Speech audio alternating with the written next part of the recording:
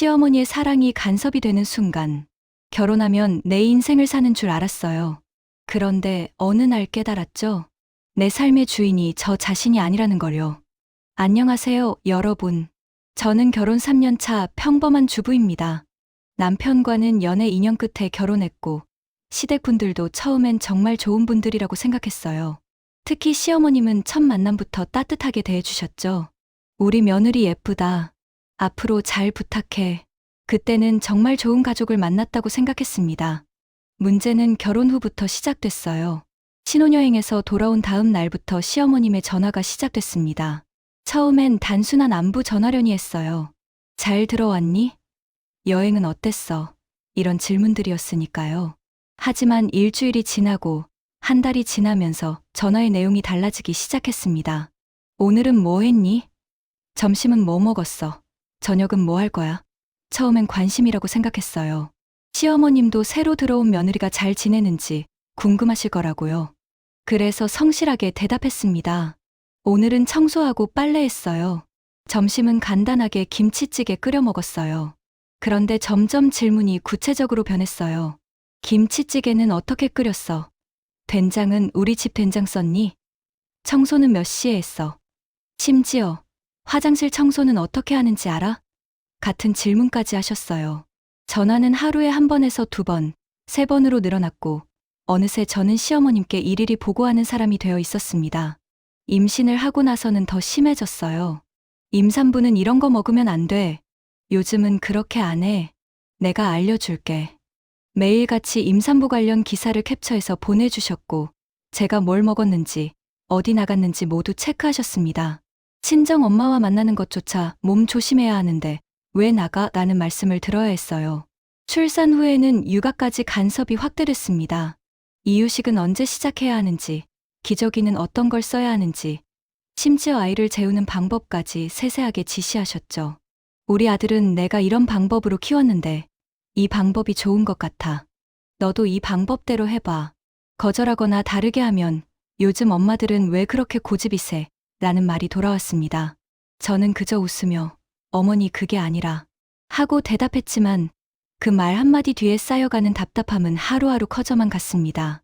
제 방식대로 해보고 싶어도 시어머님의 방식을 따라야만 착한 며느리로 인정받을 수 있었으니까요. 저는 점점 제 삶의 주인이 아닌 시어머님의 삶을 대리로 사는 사람처럼 느껴졌습니다. 처음엔 그냥 참았어요. 결혼이란 원래 이런 거라고, 시댁과 잘 지내려면 어느 정도 맞춰야 한다고 생각했습니다.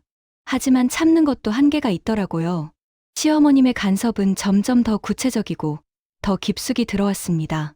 어느 날 시어머님이 집에 오셨어요. 손주 보러 오신 거였는데 오시자마자 집 안을 둘러보시더니 한마디 하셨습니다. 여기는 왜 이렇게 어질러져 있니? 저는 그날 아이를 돌보느라 정신이 없었고 집안일까지 손이 안 닿았던 날이었어요. 그런데 시어머님은 직접 청소를 시작하셨고 제가 말리려 하자 이렇게 말씀하셨습니다. 괜찮아, 내가 해줄게. 넌 아직 서툴러서. 그날 이후로 시어머님은 아이를 봐준다는 핑계로 일주일에 2~3번씩 집에 오셨어요. 오실 때마다 제가 해놓은 집안 일들을 다시 하셨습니다. 빨래를 개는 방식이 마음에 안 드시면 다시 개셨고 냉장고 정리가 마음에 안 드시면 전부 꺼내서 다시 정리하셨죠. 우리 집에서는 이렇게 해. 이게 더 효율적이야. 설거지 순서까지 정해주셨어요. 컵부터 먼저 씻고 그 다음에 그릇, 마지막에 프라이팬. 제가 다르게 하면 그렇게 하면 기름기가 다른 그릇에 묻어 라며 다시 씻으라고 하셨습니다. 수건 개수까지 정해주셨어요. 화장실 수건은 3개면 충분해. 너무 많으면 빨래만 늘어. 심지어 남편 옷까지 관리하셨습니다. 우리 아들 와이셔츠는 이렇게 다려야 해. 직접 다리미를 들고 다리는 방법을 보여주시면서 넌 아직 결혼한 지 얼마 안 됐으니까 모를 수 있어. 내가 가르쳐 줄게. 라고 말씀하셨죠. 저는 대학 시절부터 자취를 했고 혼자 살 때도 잘해왔는데 그 모든 게 무시당하는 기분이었습니다.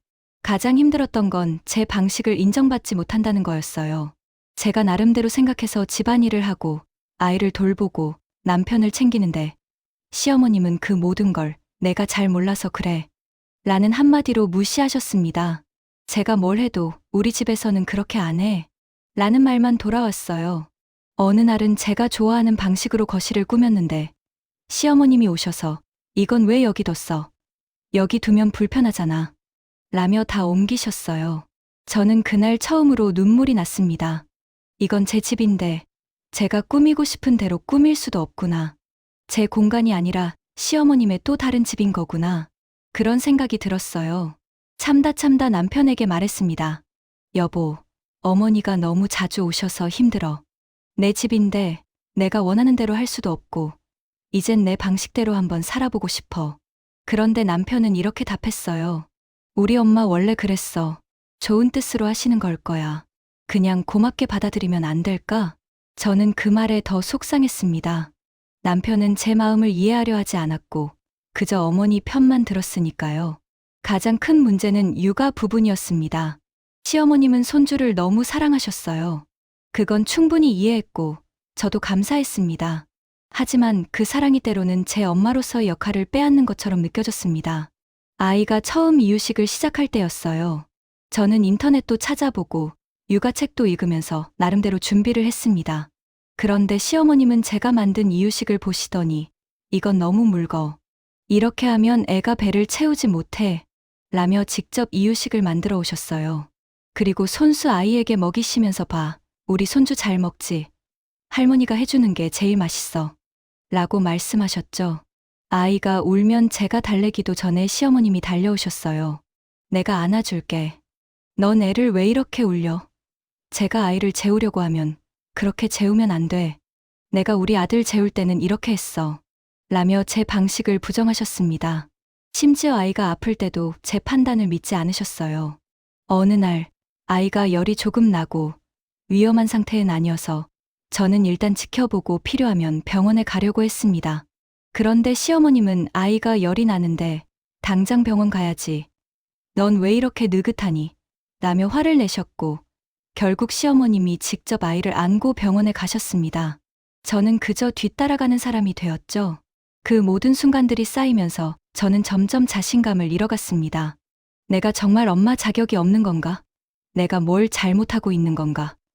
그런 생각들이 머릿속을 가득 채웠어요. 시어머님의 말 한마디 한마디가 제 안에 깊은 상처로 남았습니다. 내가 아직 어려서 잘 몰라. 엄마가 처음이니까 서툴 수 있어. 내가 경험이 많으니까 내 말대로 해. 이런 말들은 표면적으로는 조언처럼 들리지만 그 속에는 너는 아직 부족해. 너는 믿을 수 없어라는 메시지가 담겨 있었습니다. 가장 큰 상처는 아이 앞에서 제 권위가 무너지는 순간들이었어요. 제가 안 되라고 하면 아이가 할머니를 쳐다보고 할머니가 괜찮아 해도 되라고 하면 아이는 할머니 말을 따랐습니다. 제가 아이에게 뭔가를 가르치려고 하면 시어머님이 그렇게 하면 안 돼. 할머니가 알려줄게 라며 개입하셨어요. 저는 점점 제 아이의 엄마가 아니라 시어머님을 보조하는 사람처럼 느껴졌습니다. 아이는 할머니를 더 따랐고 저는 그저 옆에서 지켜보는 사람이 되었습니다. 제 품이 아니라 할머니 품에서 잠들고 제 목소리가 아니라 할머니 목소리에 반응했습니다. 어느 날 남편에게 울면서 말했어요. 나는 이 집에서 도대체 뭐야? 아내도 아니고 엄마도 아닌 것 같아. 그냥 집안일 하는 사람 같아. 남편은 당황하며 무슨 소리야? 엄마가 너무 극성이긴 한데 그래도 좋은 뜻으로 하시는 거잖아 라고 답했습니다. 좋은 뜻. 그 말이 제일 화가 났어요. 좋은 뜻이면 다 용서가 되나요? 좋은 뜻이면 상대방의 마음이 무너져도 괜찮은 건가요? 저는 그날 깨달았습니다. 이 관계는 변하지 않을 거라는 걸요. 제가 먼저 변하지 않는 한요. 결국 그날이 왔습니다. 제가 참고 참았던 모든 것들이 한 번에 터져 나온 날이요. 그날도 시어머님이 집에 오셨어요. 아침부터 컨디션이 좋지 않았던 저는 집안일을 미루고 아이랑 조금 쉬고 있었습니다. 그런데 시어머님이 오자마자 냉장고를 여시더니 한숨을 쉬셨어요. 냉장고가 왜 이 모양이니? 반찬도 없고. 그리고는 직접 냉장고를 정리하기 시작하셨습니다. 저는 그냥 지켜보고 있었어요. 어차피 뭐라 해도 소용없다는 걸 알았으니까요. 그런데 시어머님이 제가 어제 만들어 놓은 된장찌개를 드셔보시더니 이렇게 말씀하셨습니다. 요즘 반찬이 왜 이렇게 짜? 애한테 이런 걸 먹이면 어떡하니? 넌 요리를 배워야겠어. 그 순간 뭔가가 뚝 끊어지는 느낌이었어요. 참고 또 참았던 모든 감정들이 한꺼번에 올라왔습니다. 저는 처음으로 목소리를 높였습니다. 어머니, 저도 제 사는 방식이 있어요. 제 가정이니까 이제부터 제가 결정하게 해주세요. 순간 집 안이 조용해졌어요. 시어머님은 믿을 수 없다는 표정으로 저를 쳐다보셨고, 저도 제가 한 말에 놀랐습니다. 하지만 이미 뱉은 말이었고, 저는 더 이상 물러서고 싶지 않았습니다. 저도 처음엔 서툴 수 있어요. 실수도 할 거고, 어머니만큼 못할 수도 있죠. 하지만 그게 제가 배우고 성장하는 과정이에요. 저를 좀 믿어주시면 안 될까요? 제가 이 집의 주인이고, 이 아이의 엄마예요. 시어머님은 아무 말씀도 하지 않으셨어요. 그냥 가방을 들고 현관으로 가시더니 신발을 신으셨습니다. 문을 나가시면서 마지막으로 한마디 하셨죠. 그래, 내 맘대로 해봐. 나중에 후회하지 마. 문이 닫힌 후 저는 그 자리에 주저앉아 울었습니다. 후련하면서도 무서웠어요. 제가 너무 심하게 말한 건 아닌지, 관계가 돌이킬 수 없이 틀어진 건 아닌지 걱정됐습니다. 남편은 퇴근 후 저를 보더니 한숨을 쉬었어요. 엄마한테서 전화 왔어. 왜 그렇게 말한 거야? 엄마가 많이 속상해 하셨어.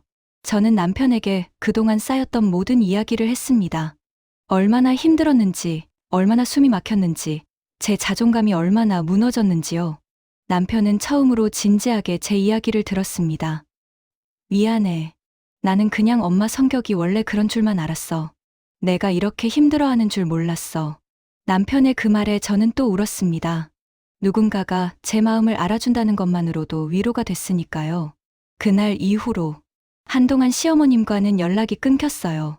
명절에도 인사만 간단히 나눴고 예전처럼 자주 오시지도 않았습니다. 저는 한편으로는 편했지만 다른 한편으로는 죄책감이 들었어요. 제가 너무 이기적인 건 아닌지, 시어머님께 상처를 드린 건 아닌지요. 하지만 동시에 깨달았습니다. 이 시간이 필요했다는 것을요. 서로에게 거리가 필요했고 각자의 경계를 존중하는 법을 배워야 했습니다. 사랑은 가까움이 아니라 적절한 거리에서 시작된다는 것을요. 그 일이 있고 6개월이 지났습니다. 그동안 저는 많은 생각을 했어요. 제가 잘못한 건 아닌지, 시어머님과의 관계를 어떻게 회복해야 할지요. 많은 사람들이 제게 말했습니다. 시어머니도 나름의 외로움이 있어서 그래. 세대 차이니까 이해해야지. 어머니가 나이 드시면 달라질 거야. 하지만 저는 이제 알아요. 이해만으로는 관계가 유지되지 않는다는 것을요. 이건 단순한 성격 차이의 문제가 아닙니다. 이건 경계의 문제예요. 어디까지가 관심이고 어디서부터가 간섭인지, 어디까지가 사랑이고 어디서부터가 통제인지, 그 선을 명확히 하지 않으면 관계는 계속 불편하고 아플 수밖에 없습니다. 시어머니의 간섭이 사랑이 되려면 그 안에는 반드시 존중이 함께 있어야 합니다. 누군가의 삶을 대신 살아주려는 순간 사랑은 통제가 되고 관심은 간섭이 됩니다.